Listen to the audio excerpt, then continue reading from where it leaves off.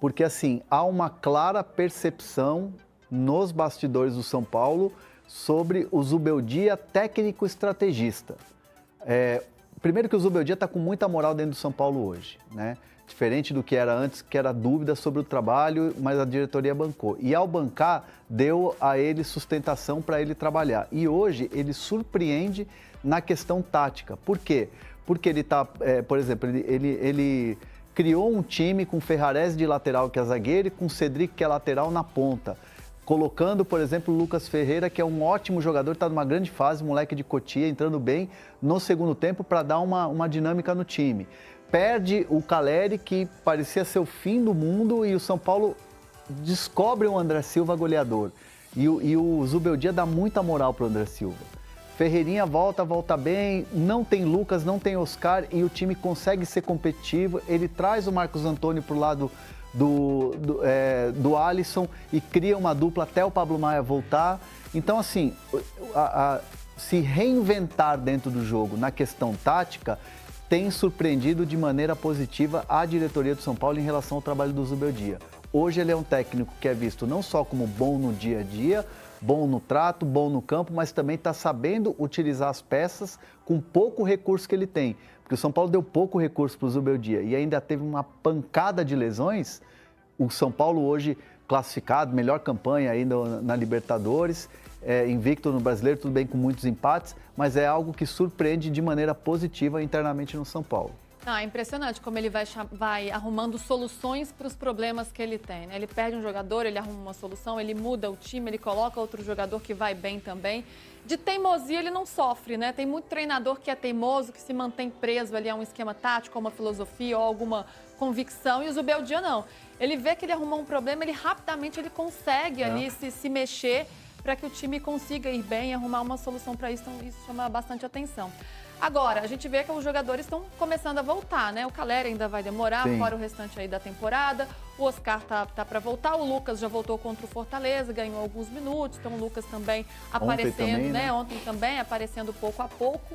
Eu fico curiosa, o que ele vai fazer, porque quem entrou deu conta do recado, né? E você tem agora um setor ofensivo ali de São Paulo com jogadores que estão indo bem. O André Silva, né, além dos 2 gols ontem, é o artilheiro do time na temporada, tá indo melhor do que o Caleri vinha apresentando, né?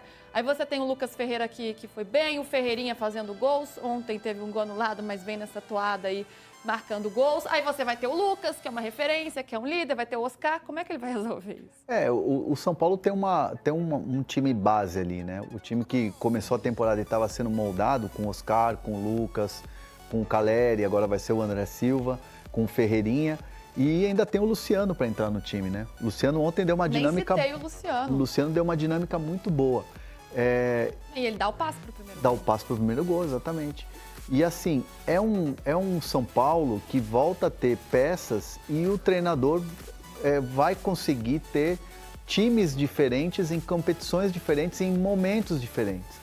Então, assim, a montagem do time, a montagem do elenco, com o elenco que o São Paulo tem nos jogos, o Zubeldia vai muito trabalhar, tipo assim, vai jogar fora a Libertadores, ele vai colocar uma certa escalação, vai jogar no Morumbi contra um adversário no Brasileiro que você precisa amassar, vai com um time mais ofensivo. Então, é um treinador que surpreende nessas questões táticas e de mudança de time que o ano passado era um questionamento.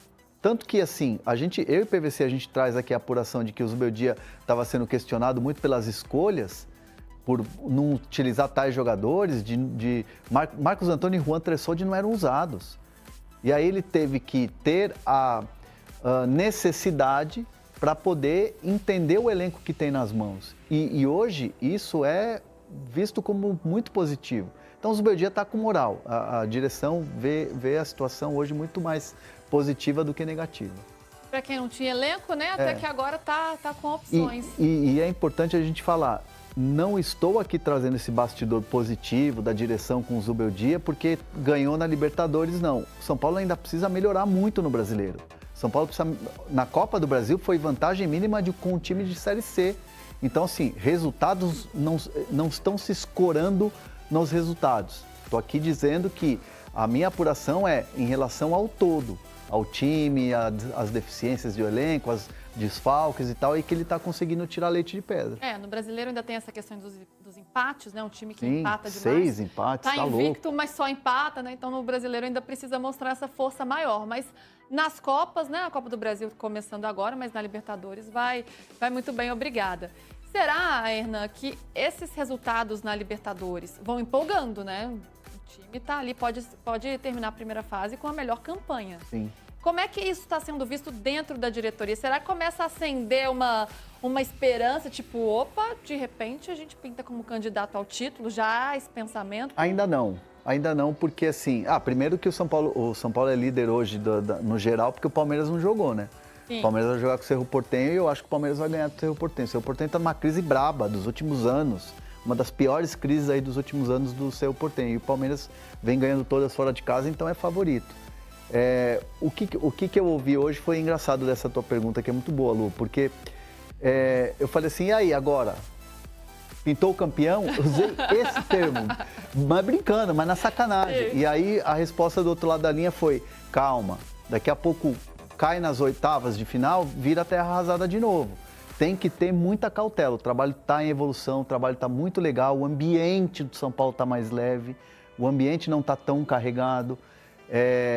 Então, assim, obviamente você tem que ter o trabalho no dia a dia, mas não achar que só porque ganhou 3 fora na Libertadores é o melhor time da Libertadores. Então o trabalho segue, o trabalho continua, buscando ainda mais essa evolução com quem está voltando. É aquela coisa, né? Nem 8 nem 80, vamos com calma, não vamos ser tão emocionados. Mas assim. Eu sempre falei aqui, eu falei assim, o São Paulo e o Zubeldia não é o pior técnico do mundo quando perde, mas também ele não é o Cruyff ou o Rinus Michel quando ganha. Ele é um técnico que também está em evolução, ele é muito jovem. Ele está entendendo agora o que é o futebol brasileiro, a loucura do campeonato, a loucura da tabela, entender os jogadores, até mesmo a comunicação com os jogadores.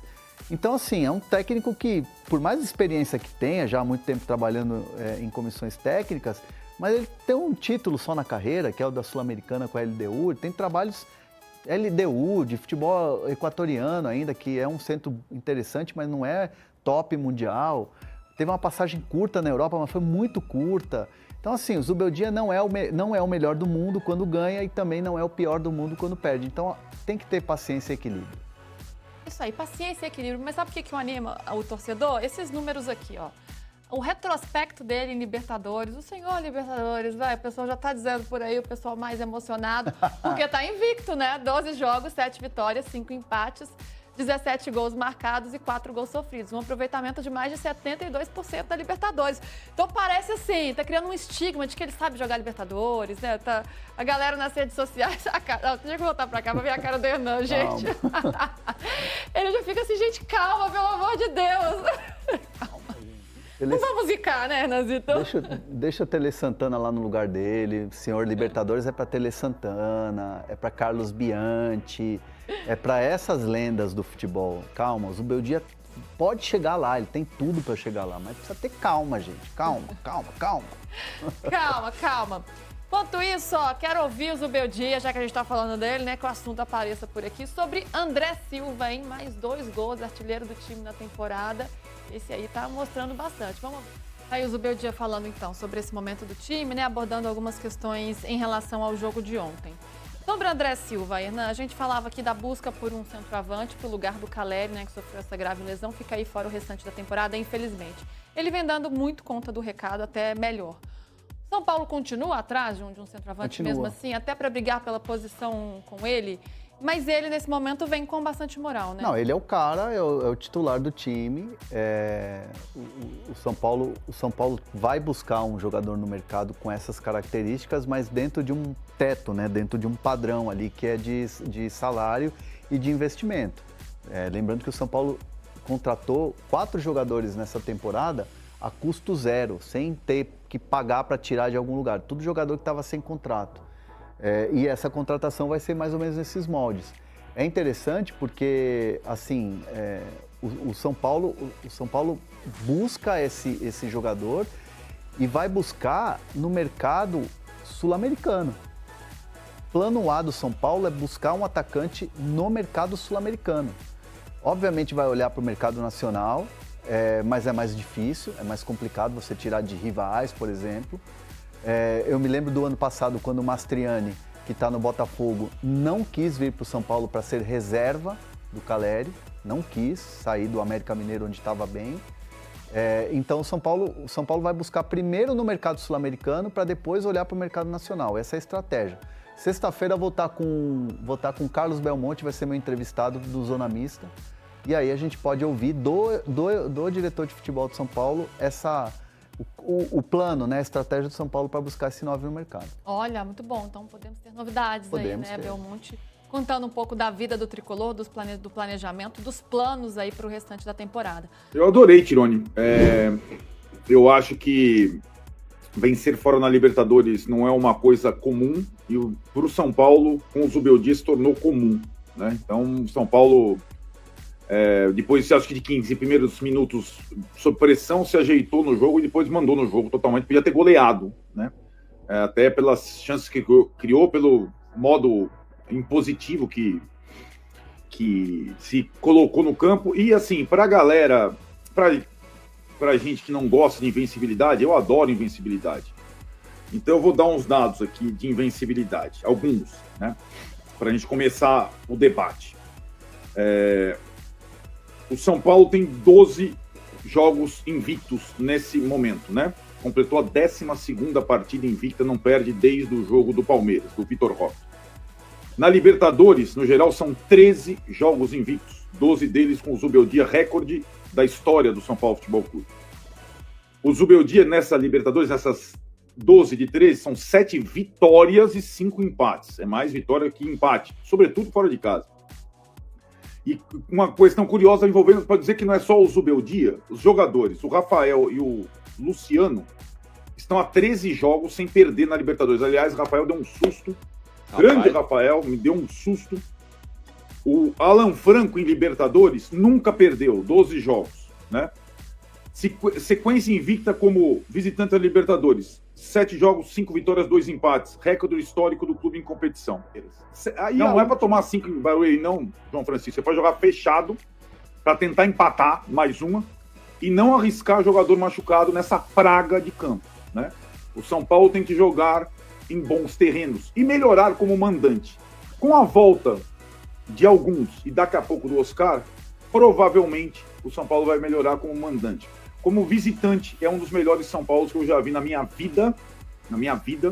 E o técnico do São Paulo como visitante, eu nunca vi outro com essa postura, com esse entendimento de visitante. Ainda bem. E acho que a concepção tática do time, para depois que você cansa o adversário, colocar os jogadores como o Lucas Ferreira, o Ferreirão, eu acho que faz todo sentido. Dessa vez o São Paulo... E agora eu entro num assunto que é aquele assunto que a gente sempre troca ideia aqui, que é aquele velho ditado que a gente sempre fala, né? É o ditado tá aqui um pedacinho de queijo, você vem aqui, ó, faca, puf, você pega aqui o queijinho aqui, ó, derretendo. Você tá aqui prestes a botar ele na boca, tá aqui certinho, você fala assim, vou comer. Não. O caboclo pega o negócio, joga pra longe, joga pra fora, joga o queijo fora, pega a faca e enfia no próprio peito. Esse cara é quem? Caio Paulista. Ah, mas eu não aguento mais falar desse cara, esquece não sei o quê. Rapaziada, não tem como não falar. O cara jogou ontem pelo Atlético Mineiro, tava no jogo, eu particularmente estava aqui terminando um projeto, estava fazendo um negócio do meu trabalho, tava olhando aqui uma planilha, conferindo, já tava morto de cansaço, mas tava passando Juventude Atlético Mineiro e liguei sem som, deixei rolando. E aí tava prestando atenção no jogo, de repente eu olhei assim, o Caio Paulista no chão chorando. Aí até botei o som para tentar entender o que aconteceu. O Caio Paulista, ele tá numa fase tenebrosa desde a saída do São Paulo. Saiu do São Paulo, achou que era o Roberto Carlos, achou que ia ser o novo Serginho, achou que ia ser um dos maiores jogadores do futebol brasileiro. Inclusive, na época que estava no São Paulo, estavam cotando ele até para poder ser seleção, etc., pela fase dele.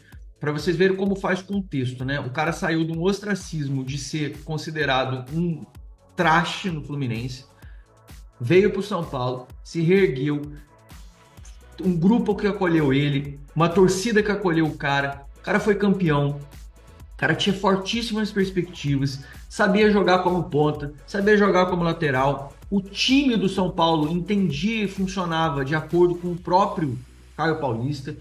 Tudo funcionava. Tava assim, era uma química perfeita. A gente sabe que tem jogadores que são assim.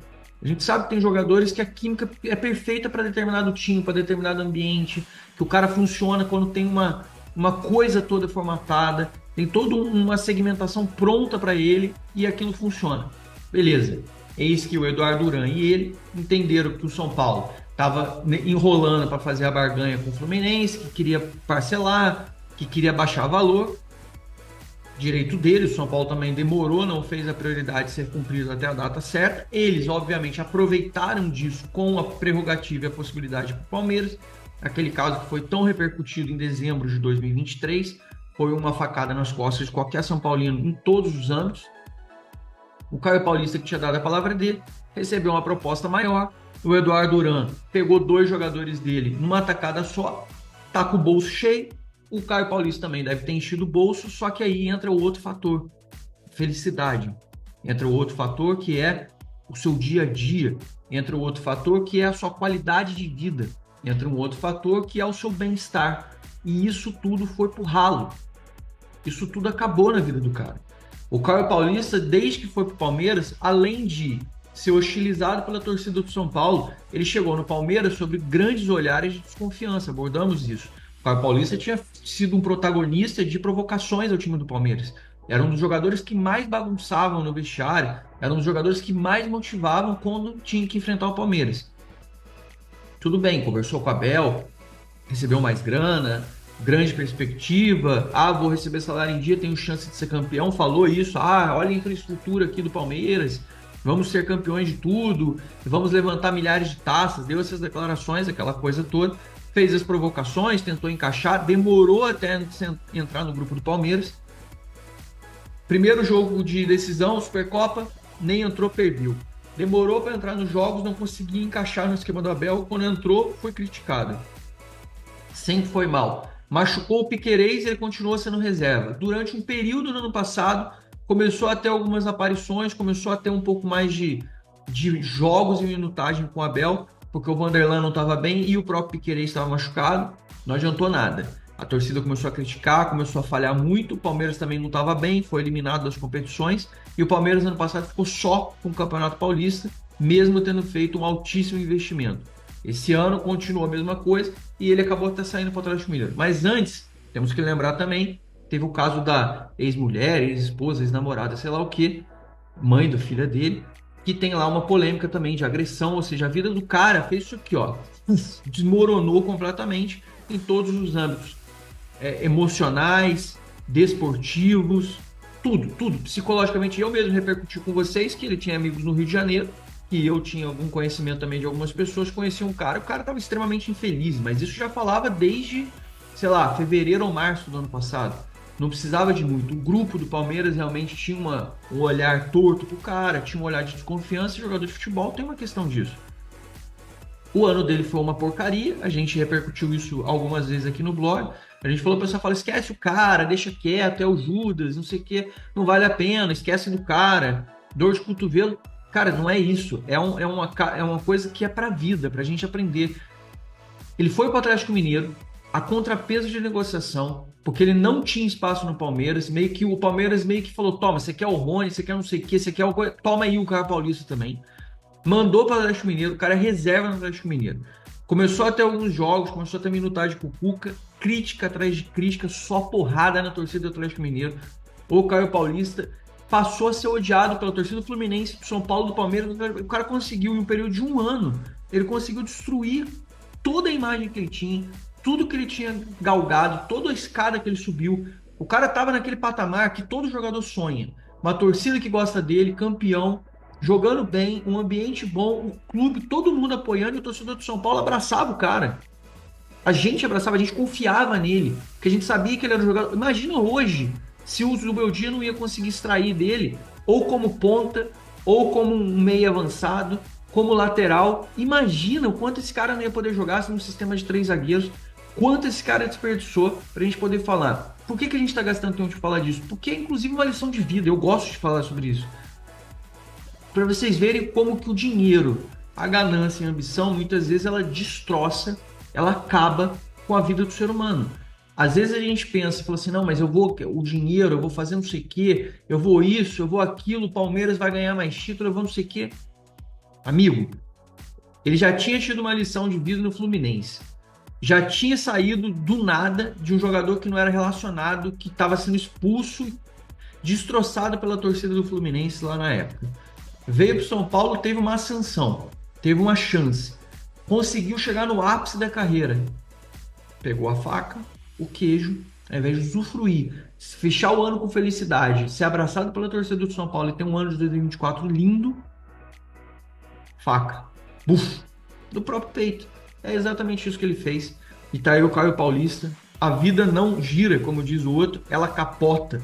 E no caso do Caio Paulista, ela capotou, o cara chorou dentro do campo por conta de um pênalti que ia ser marcado por um lance dele contra o Juventude. E o VAR acabou salvando ele.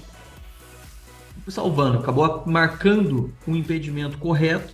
Não foi aplicada a infração de penalidade, mas ele sabia que ali, se fosse marcado um pênalti e o Atlético Mineiro perdesse ali, tivesse qualquer problema, ele ia ser destroçado. O cara desmoronou, chorou, os jogadores do Atlético Mineiro foram lá. Você vê como é que deve estar o emocional do cidadão por conta disso tudo. Fica aí a reflexão para nós, inclusive, para mim também, como lição de um monte de coisa, para a gente parar para pensar que nem sempre só o dinheiro ele vai corresponder à felicidade na nossa vida. Nem sempre só a ambição, a ganância, ela vai mudar. Muitas vezes a gente tem que dar valor para o que está ao nosso redor, para o que está ao nosso entorno, na nossa vida, mesmo que pareça que ganhando mais, ou estando numa empresa com mais status, ou se eu for para aquela empresa lá, aquela empresa parece ser melhor. Isso nem sempre vai ser assim. Hora de falar sobre o São Paulo. Quero começar com uma notícia boa. O Tricolor venceu mais uma vez na Libertadores 2-0 contra o Alianza Lima no Peru. Gols marcados por André Silva no primeiro e no segundo tempo. Terceira vitória em 3 jogos como visitante, com um detalhe: o São Paulo não levou gol em nenhum desses jogos. Já são 10 pontos conquistados, que fazem com que o São Paulo esteja com uma mão e meia, ou com um pé e meio no caso, né, na vaga para a próxima fase. Importante contar que o Zubeldia chegou a incríveis 12 jogos sem perder na Libertadores pelo São Paulo. Tricolor que já tinha mais uma partida de invencibilidade. São 13 jogos sem derrota, a maior invencibilidade da história do São Paulo na competição. E olha que o Tricolor tem uma linda história nesse torneio. Só para completar, Lucas Moura pareceu sentir o joelho, mesmo o joelho que o afastou dos últimos jogos, mas depois da partida ele afirmou que não passou de um susto e vai estar à disposição para as próximas partidas. Agora, a informação não tão positiva, preocupante. Alan Franco, titular absoluto, para mim o melhor zagueiro do elenco do São Paulo, cujo contrato se encerra em dezembro de 2025, ainda não renovou seu vínculo. O Tricolor tenta desde o ano passado a prorrogação do contrato. Já foram várias propostas feitas, todas recusadas pelo argentino, tem 28 anos de idade e não descarta jogar no exterior em busca da independência financeira. O Alan Franco está longe de ser um dos maiores salários do elenco do São Paulo. A ideia do Tricolor na última oferta, que foi a maior, foi de reajustar seus vencimentos em 50%. Ele ganharia para mais da metade. Por isso, ele ganha hoje 400 mil, ele passaria a ganhar 600 mil reais por mês, além da extensão do contrato até 2027, mas ainda não houve o sim do atleta. A preocupação do São Paulo é que a partir da metade do ano, o Alan Franco já pode assinar um pré-contrato para deixar o Tricolor sem custos a partir de 1º de janeiro de 2026. Para mim, uma baixa super importante. Repito, o melhor defensor do São Paulo na temporada e na atualidade. Salve, salve galera! Antes da última e mais importante notícia deste vídeo, não se esqueça de se inscrever no nosso canal e deixar aquele seu like para apoiar o nosso trabalho. O São Paulo está perto de renovar o contrato do volante Pablo Maia, que voltou a ficar à disposição de Luiz Zubeldia após se recuperar de lesão grave. O tricolor tem conversas adiantadas com o jogador pela extensão do vínculo, que hoje vai até o final de 2027. O clube quer ampliar o contrato por no mínimo mais um ano, mas o martelo não foi batido ainda oficialmente, porém, ao que tudo indica, as negociações estão bem avançadas e o clube pode anunciar a qualquer momento e extensão de vínculo com o atleta, que teve importante papel na conquista da Copa do Brasil. A intensificação das conversas durante o período em que o jogador se recuperou de lesão foi vista como um voto de confiança no atleta. O tricolor avalia que tal atitude fez bem para o grupo como um todo e passa confiança. A estratégia também foi utilizada com o volante Alisson, que teve sua renovação anunciada um dia antes de retornar de grave lesão sofrida no final do ano passado. O volante esticou o vínculo até o final de 2027. A alta cúpula são paulina considera a negociação bem encaminhada e espera fechar em breve o novo vínculo. Pablo Maia tem 23 anos, chegou a ser convocado por Dorival Júnior para a seleção brasileira e é considerado titular absoluto do tricolor. E aí, torcedor, você aprova a extensão de vínculo com Pablo Maia? Deixe nos comentários a sua opinião. E para você que chegou até aqui, clique no link abaixo e aproveite os últimos dias da oferta de lançamento do e-book A História do São Paulo, das origens aos dias atuais. Se você é apaixonado pelo tricolor paulista, vai se encantar ainda mais quando souber de tudo que revelamos neste e-book. Toda a trajetória do time da fé, os detalhes e curiosidades jamais divulgados pela imprensa, o perfil completo dos maiores ídolos que vestiram o manto sagrado são paulino e muito mais.